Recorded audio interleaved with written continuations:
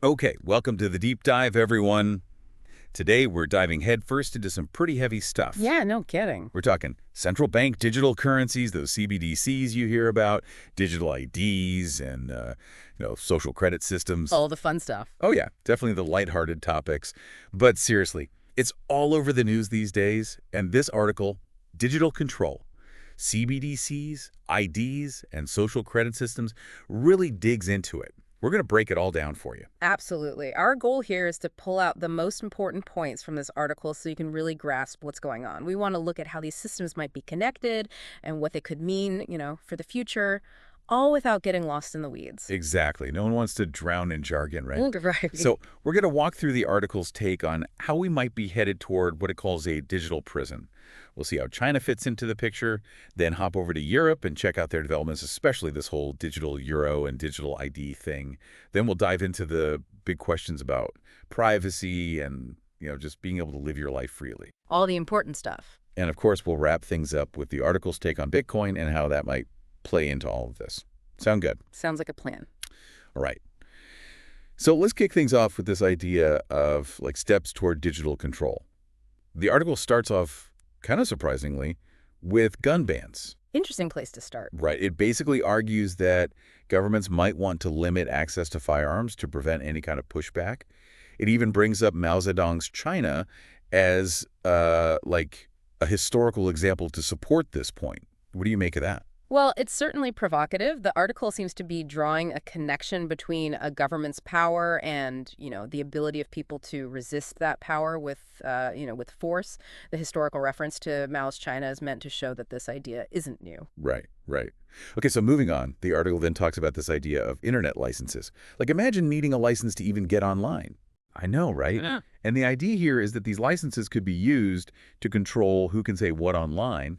And of course, there'd be penalties for anyone who, steps out of line, expresses opinions the powers that be don't like. Right. So essentially, they're saying the internet, which we've always seen as this open space, might become much more restricted. Like you could get in trouble for saying the wrong thing. Exactly. And that leads us to the next step. Mandatory digital IDs. This is a big one. Huge. So the article describes this as basically a universal ID system that could track tons of stuff about us, from our financial transactions to what we do online. It could paint a very detailed picture of our lives. Yeah, and that's where the real concern comes in, right? The idea that all this information is centralized and potentially accessible to, well, who knows who. Exactly. It's like having a permanent record of everything you do. And of course, the article builds on that with the idea of social credit systems. Ah, yes. The infamous social credit score. So, the way the article describes it, this system would reward you for good behavior, the stuff they deem compliant. But if you do something they don't like, something they see as dissenting, you get punished.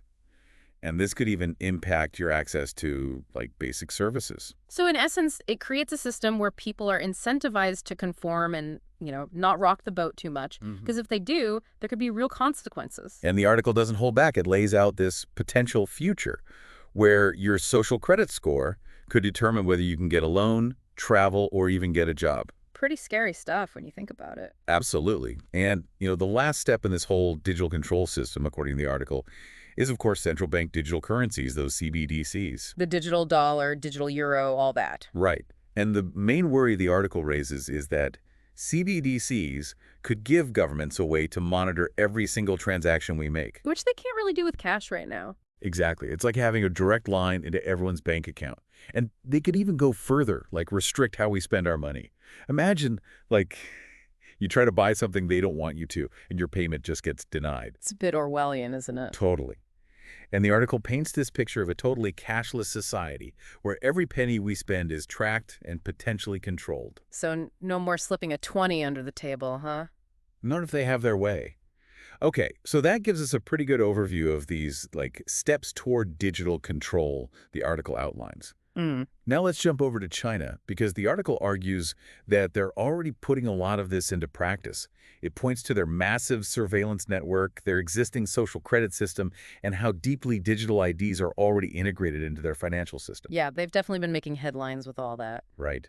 The article brings up some pretty intense examples, like how facial recognition is used everywhere and how your social credit score can impact your access to things like ride-hailing services. It even says your score could affect whether you can get toilet paper. Seriously? Toilet paper? Yeah, I know it sounds crazy, but that's what the article claims. And I think it's meant to illustrate just how far-reaching this kind of system could become. It could control access to even the most basic necessities. Wow. That's pretty disturbing if it's true. Definitely. And the article doesn't shy away from comparing China's use of all this tech, especially AI, to straight-up totalitarian control. Yeah, they're basically saying that this level of surveillance and control is a huge threat to individual freedom. Absolutely. Okay, so let's shift gears and head over to Europe. The article points out that Europe's already rolling out digital ID systems, and they've got pretty strict gun control in many countries. But the main thing they're worried about in Europe is the European Central Bank, the ECB, launching their own digital currency, the digital euro. It's supposed to happen in October 2025. Right, right. So what's the article's big concern about the digital euro? Well, they're worried that it could give European authorities a way to track every financial transaction people make, especially when combined with those digital IDs they're setting up. So kind of like what we were talking about with China. Exactly. And they go on to outline some potential scenarios that are pretty scary, like automatic taxation, where the government just takes your taxes directly from your account. Ouch. Right. Or even restrictions on what you can buy with your own money. Like, imagine trying to buy a plane ticket and your payment gets declined because your carbon footprint is too high. That's wild. And it gets even weirder. The article suggests they could even enforce certain ideologies through financial control. Like, if you donate to a cause they don't like, they could freeze your assets. So they're basically saying your ability to participate in the economy could be tied to your political views. That's pretty chilling. Super chilling. Yeah. And this leads us to the article's bigger point about the threat to privacy and autonomy in this whole digital world we're moving towards.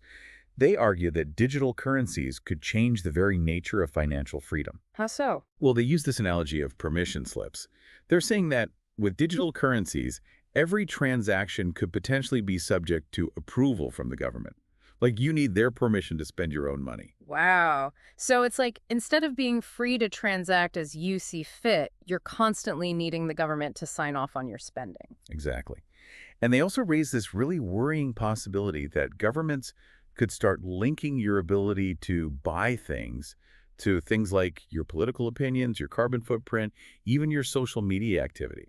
So it's like they're saying that your right to participate in the economy could become conditional on your adherence to certain social or political norms.